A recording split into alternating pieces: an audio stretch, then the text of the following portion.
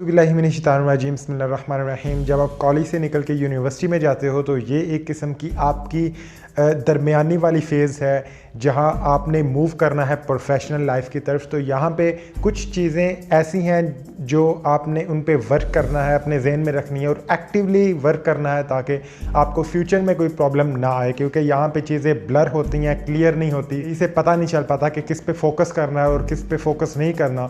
तो आज की ये जो मैं अभी आपको बातें बताने वाला हूँ शायद ही आपको कोई बताए, क्योंकि ये बातें बताना किसी की ड्यूटी नहीं है। जिस तरह टीचर्स होते हैं उनकी ड्यूटी यही होती है कि उन्होंने अपना सबक पढ़ाना है और जो ऊपर हेड ऑफ़ डिपार्टमेंट्स बैठे हुए हैं उन्होंने पूछना जी आपने ये सिलेबस कवर करवाया या नहीं करवाया।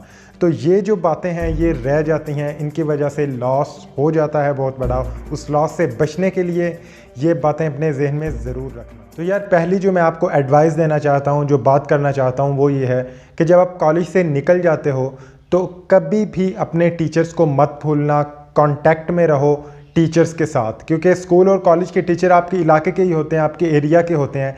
तो कुछ टीचर्स ऐसे होते हैं जो फ्रैंक हो जाते हैं आपके साथ, क्लास के साथ, और आप इजीली उनसे कांटेक्ट में रह सकते हो।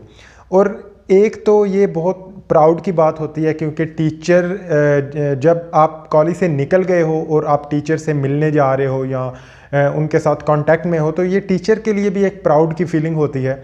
और दूसरा आपका भी इसमें फ़ायदा होता है क्योंकि उस फेज़ से जिसमें आप एंटर हुए हो वो गुज़र चुके हैं, तो वो आपको अच्छे से गाइड कर सकते हैं, आपको डायरेक्शन दे सकते हैं करियर के हवाले से भी और दूसरे मामलात में भी। तो कभी भी टीचर से दूर मत होना, उनके कांटेक्ट में ज़रूर रहो। इस तरह कहते हैं ना कि लोहा अगर लकड़ी के साथ लगा हो तो वो पानी में भी तैर जाता है। वो जो आपके टीचर्स हैं वो आपके लिए लकड़ी का काम करेंगे।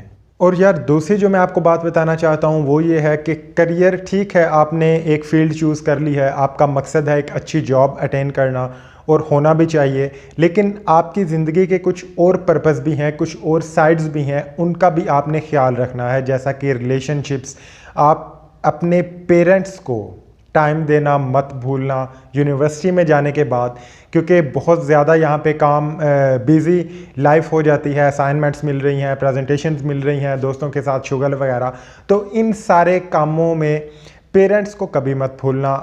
जब आप एक पूरे दिन में से, अपनी एक पूरी रूटीन में से कुछ घंटे निकाल लो, 1 घंटा निकाल लो बेशक, जो आप अपनी मामा के साथ, अपने पापा के साथ बैठे हुए हो, और अपने मोबाइल को उस टाइम साइड पे रख दो बंद करके कहीं पे, और वो क्वालिटी टाइम आपका होना चाहिए। उनके साथ डिस्कशन करो, फ्यूचर की डिस्कशन करो, ताकि उनको भी आप इम्पॉर्टेंट फील करवाओ, आपका रिलेशन मजबूत हो।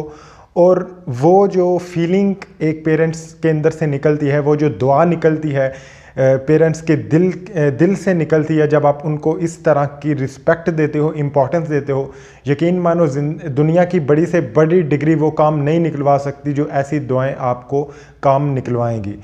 और यार तीसरी मैं यहाँ पे आपको बात बताना चाहता हूँ आपकी हेल्थ की। मेंटल हेल्थ और फिज़िकल हेल्थ, इन दोनों का आपने ख़ास ख्याल रखना है। सिर्फ ये नहीं है कि आप जनाब लगे हुए हो रट्टे लगाने या फिर कंसेप्ट लेने पढ़ने लगे हुए हो, आपको अपना कोई पता नहीं है, दूसरों का कोई पता नहीं है, ऐसा नहीं होना चाहिए।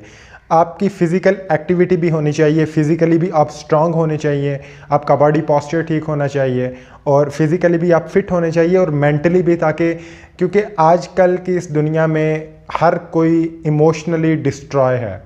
तो अगर आप इमोशनली ख़ुद को स्ट्रांग कर लेते हो तो आप एक पर्पज़ में सक्सेसफुल हो चुके हो। जिस तरह मैंने आपको बताया कि ज़िंदगी का सिर्फ एक मकसद नहीं होता, बहुत सारे पर्पसेस हैं, बहुत सारे मकसद हैं। तो उसमें से एक ये बना लो कि मुझे फ़िज़िकली भी फ़िट होना है और इमोशनली भी फ़िट होना है, मेंटली भी फ़िट होना है। तो यार अगर आपको ये वीडियो अच्छी लगी है, बातें अच्छी लगी हैं, तो वीडियो को लाइक करो, चैनल को सब्सक्राइब करो। इसी तरह की मज़ीद वीडियोज़ देखने के लिए wish you all the very best.